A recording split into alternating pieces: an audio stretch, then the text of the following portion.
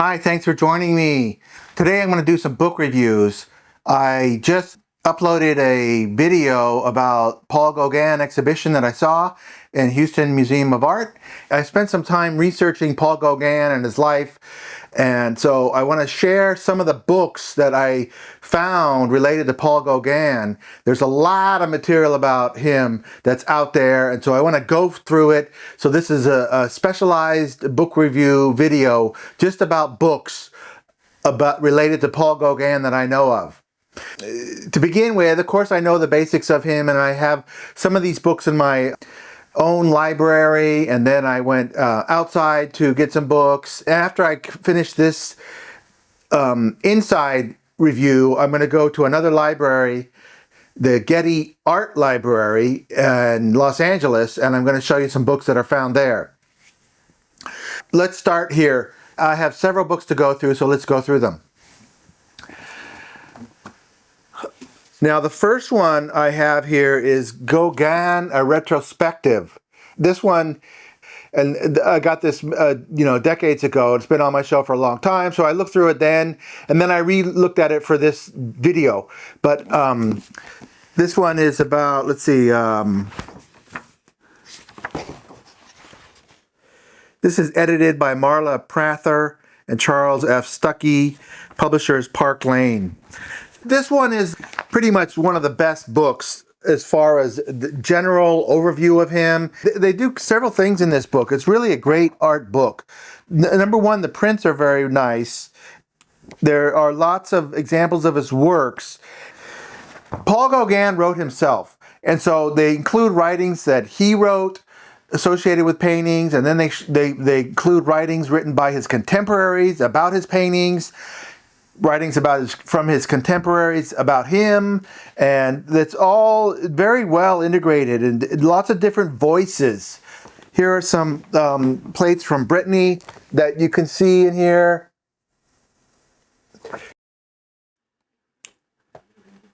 I recommend this book. This is a really good overview. It says it's $75.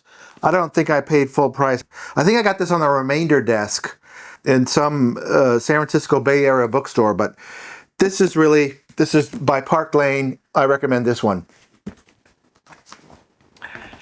The thing about that book is they include writings of Paul Gauguin. Now, Paul Gauguin was a pretty good writer. He wrote a lot of stuff, and I really like that when an artist writes, because artists write different than novelists, and they write different than historians, and they write different than poets. I always love it when artists write, and they're not as smooth as a novelist and not as adroit. Artists have a different perspective on the world and life, and so I really like his writing. It's kind of tough. It's not smooth. If you compare him to a novelist, they're going to win. You want to call it amateur? I don't know. It's just a different type of writing, and I like it because I like artists. I do like to know what they're thinking about, and I kind of want to know their personality, and you get that in his writing. The next two books, the first one is Paul Gauguin's Intimate Journals. This is published by Liverlight, translated by Van Wyck Brooks. Van Wyck Brooks was a notable critic in his time. This is good and bad. There were some interesting parts in here, but I have another couple of books of Paul Gauguin writings, and there were some things in those books that were not in this book, and some things in this book that were not in that book. So you can see how the editor made decisions and how they left something out. And you're thinking, why did they leave that out? And it might be a racial thing because, Paul Gauguin, he dealt with different races. It's just one example of his writings. If you can find this one, it's pretty good. Then we have, this is The Writings of a Savage by Paul Gauguin. And this is edited by Daniel Gerin. This is published by the Viking Press. So this is a very good one. This has letters that he wrote to his wife, Met, a lot of letters to Montfried, interview with Paul Gauguin, Oh, here's something in here I wanted to say. Sometimes after I finish a video, like an art exhibition video, I remember things that I forgot to put in. Here's something I forgot to put in that I think is really good about Paul Gauguin. It's from an interview where the guy says, he's asking him about the red dogs and the pink skies. And then Paul Gauguin says, they are absolutely deliberate. They are necessary, and everything in my work is calculated, mulled over at great length. It's music, if you like. I borrow some subject or other from life or from nature, and using it as a pretext, I arrange lines and colors so as to obtain symphonies, harmonies that do not represent a thing that is real, in the vulgar sense of the word, and do not directly express any idea, but are supposed to make you think the way music is supposed to make you think, unaided by ideas or images, simply through the mysterious affinities that exist between our brains and such arrangements of colors and lines. The next one I have is Paul Gauguin Letters to His Wife and Friends. This is published by the MFA in Boston. You know, some of the other ones have letters. This has all the letters more substantially organized than that one.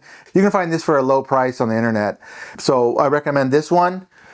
Then when he was living in Tahiti, his associate Charles Maurice was back in Paris dealing with his finances, and Maurice was an author, and so together planned to write a book about Gauguin's life in Tahiti, kind of to help sell paintings, and the book was called Noah Noah. This is a version of Noah Noah. And now I know there are other versions, some other versions that I've seen that are probably nicer than this one, but anyway, this is the one I got out of the library, and so you get an idea of. Okay, so the next one is this book. This is Wild Thing. This is going to be released in the United States. I knew about it a few months ago, and I couldn't get it in the United States, so I went to the Amazon UK. I was able to purchase it from a bookseller in the UK, and they sent it to me. And then this is Wild Thing by Sue Prideaux, A Life of Paul Gauguin, published by Faber. This is an excellent biography, just outstanding. This is the most up-to-date stuff by Sue Prideaux. A lot of the work is from a manuscript in the Courtauld Institute that he wrote, and so she got some new material. She introduced some new material also about Paul Gauguin that was revealing. It was reported, you know, that he had syphilis, and when he was having relations with the Tahitian women, he was spreading syphilis. It turns out that there was in the last home he lived in, they found some teeth in a well. He had a well outside of his home where he could keep liquor cooled, and they found some teeth in the well, and they examined the teeth for the DNA of the teeth, and they found the DNA was similar to known progeny of Paul Gauguin, so therefore they determined that the teeth that they found belonged to Paul Gauguin, and then they examined the teeth for chemicals that were used to treat syphilis, and these chemicals used to treat syphilis were not found in the teeth, so therefore Paul Gauguin did not have syphilis. So she disputes that claim that he was spreading syphilis to the women in the South Seas. Saying that was just a very small part of it, but it's as far as biographies go of artists, which I do a lot of reviews of. This is very well, to get the basic chronology. She develops his style, she develops his philosophy, she develops his thinking, his emotions. There's always a little bit of psychology involved when an author delves into the personality of an artist, and I thought she did an excellent job. She really was fair. She didn't make any outlandish claims about Paul Gauguin. I really highly recommend this. Okay, the next one is, I got this out of the library. This is called the Gauguin Atlas. And what it is, if you study Paul Gauguin, I always just thought, oh, he went to Tahiti. But if you start really studying him, you find out that he went to England, he went to Panama, he went to Tahiti, he went to Brittany, he went to two different places in Brittany, La Poule d'Eau and Pont-Aven. He went to Copenhagen, he went to New Zealand. I mean, he went to a lot of places. The great thing about this, the Gauguin Atlas, is they just cover the travels, and they have some really great maps, and it's really well. If you like book design, this is a very enjoyable book to read. That's Orleans. He was from Orleans, so I'm getting them all out of order here, but anyway, and of course he lived in Arles with Vincent. So they talk about where he lived, and everything's related around where he lived. So it's just a little different view of what he was doing. Some really fun things in here about him, and a lot of like photographs of the places as they existed when he was there. So this is really easy read, really fun. I love these kind of picture books. And this is published by Yale University Press. Well, good for them. This one's called The Symbolism of Paul Gauguin by Henry Dora. Now, if you know a little bit about Paul Gauguin, he's part of a group called the Symbolists. Obviously, they have to do with symbolism. And I bought this years ago and I read it. I don't really remember much. It's out there, and I don't know if maybe you want to read it or something. Okay, so now here I am outside of the Getty Library. Now I want to make sure you understand this is not a regular library. This is a library dedicated to art. I'm putting here the Getty Art Library. That's what I think of it as. So now you can walk in and see some stuff, but I applied and got a card to have entry in here to look at the stacks here. So it's just row after row. I'm on the L2 level, and lots of books. I found some Gauguin books here on this level. So here's 5 books about Gauguin. So I'm just going to flip through these, show you what's out there, and introduce you to this Getty Art Library. So this one, if you've seen art books, these are very expensive, and so it's nice to come in here and look at these and see what's out there. So a lot of bookstores don't have these in their inventory, and just getting a little general idea of what's out there. In all these books, you see similar images over and over and over again, and I believe that's because museums that hold these make it easy to reproduce these images for books. But of course, there are a lot of images that you don't see very often. And one of the fun things about these books is occasionally, like the European published ones, you find images that you wouldn't find in other books. So that's always kind of a great treasure to find these. And there's going to be some of these coming up.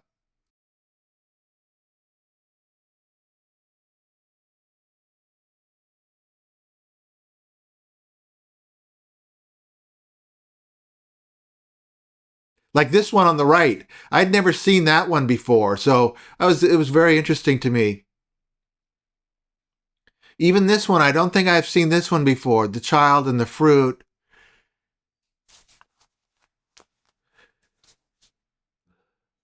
Gauguin's interesting because he has a lot of animals in his pictures.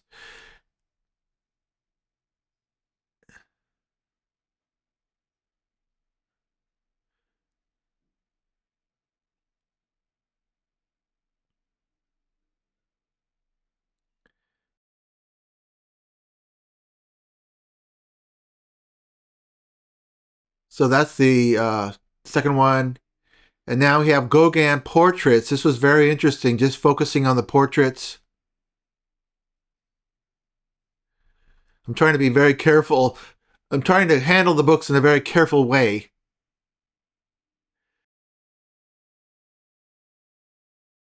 This one I'd never seen before. This one is reproduced a lot. But anyway, that's just one thing I notice.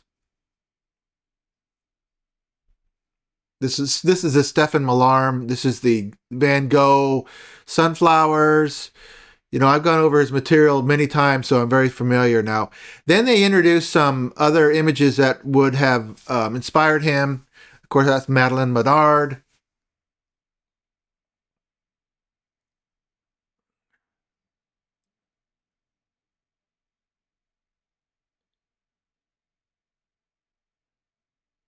These were in the exhibit I saw.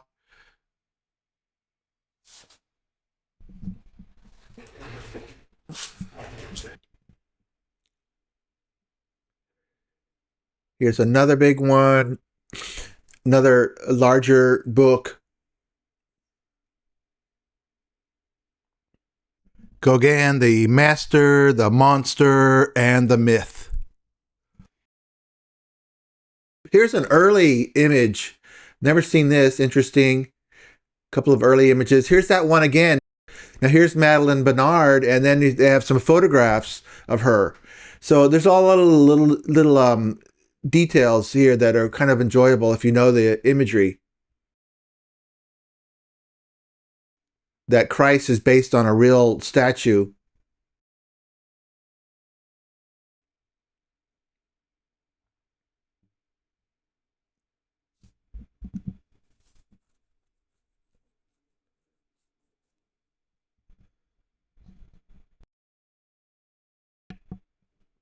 Here's The Moon and Sexpence, the movie based on Somerset Maugham's novel. Now here's a French edition of a Gauguin book. So you're not even going to see this in an American bookstore. They're not going to have this in an American bookstore because it's in French. But of course, I don't read. I don't read French, but most of the book is images.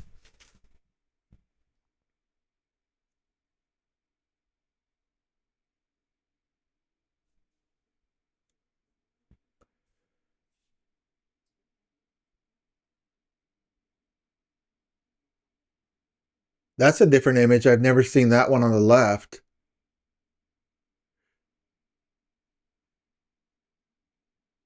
I think that's a Cezanne, unless he copied a Cezanne. It's a William Blake.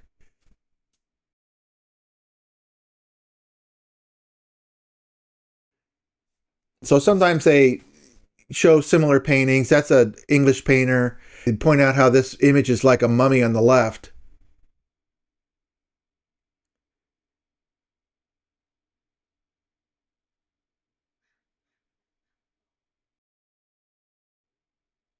That Christ is like from a church. There's a Netherlandish painter. And there's a Rembrandt. I see. That's a Nicolas Poussin self-portrait.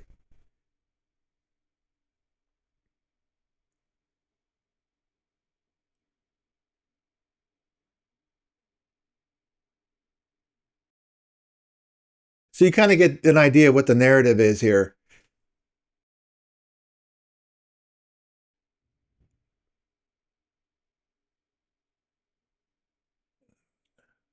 Redon.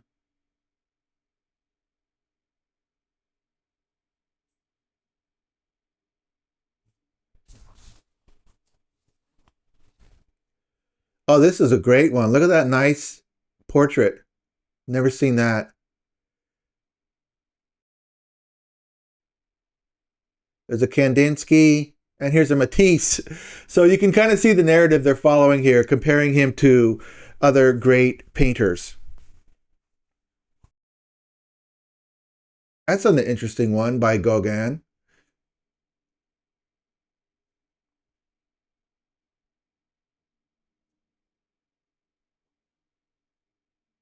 Oh, I like this one of the goose.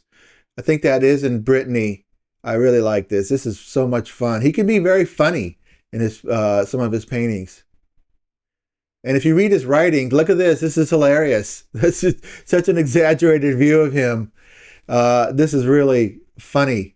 If you read some of his writing, he tries to tell jokes, and so he does have a sense of humor. He's serious and he's toxic, but he actually does have a humor. So now I went to another floor. This is L3, and you can see all the rows and rows and rows of art books.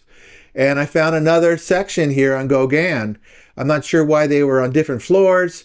I don't know all the details of this library, but I found another section. Now here is the famous book, Noah Noah, on this shelf. You can see it to the right, Noah Noah. See that on the spine. So they have these guards to protect the shelves. I'm guessing that's for earthquakes. So here's Noah Noah. I'm not going to open up these. There's here is the writings of a savage, which I reviewed earlier in this video. I think they have these guards on. I'm guessing these guards on the shelves are for earthquakes. So holds the books in place if there were a large earthquake. That's my guess. So here we have more books. I'm not going to open all these up because there's just so many. Trying to be careful when I pull these out on the shelf. You know, you always want to be very careful when you handle these books. Here's now this one right here is the biography written by Paul Gauguin's son. Well, I thought that's very interesting. His son was named Paul Rolla Gauguin, and he wrote a biography of his father. Now here's one with that's a French title. This one is The Case of the Disappearing Gauguin.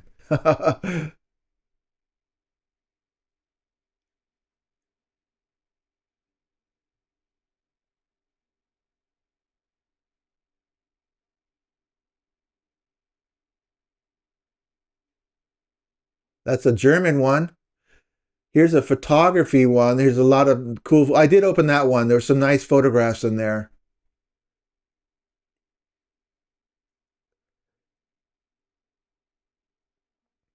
So a researcher might read all these. I don't have the time, but oh, I like this one. Gauguin and his friends. That looked very interesting.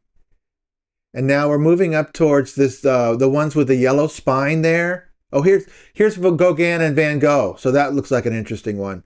But now these yellow spine ones, these are the Catalogue Raisonné by the Wildenstein Institute. And that's all the paintings are going to be in there. The Catalogue Raisonné.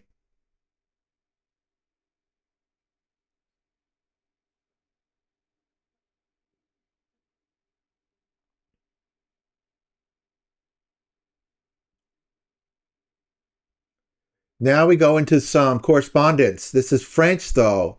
So I didn't open these up. This was an interesting. Here's Gauguin, 45 letters to Vincent and Theo Van Gogh. Very interesting.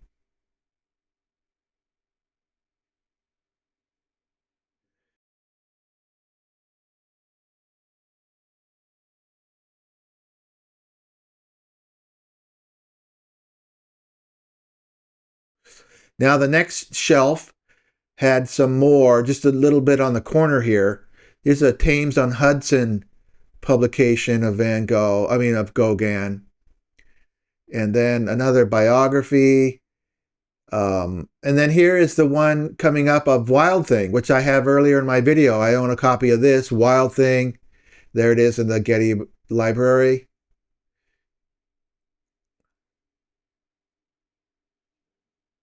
This one's by Charles Maurice.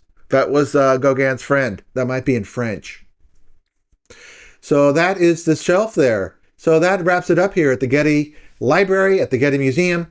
And I appreciate your attention and hope to see you in another video.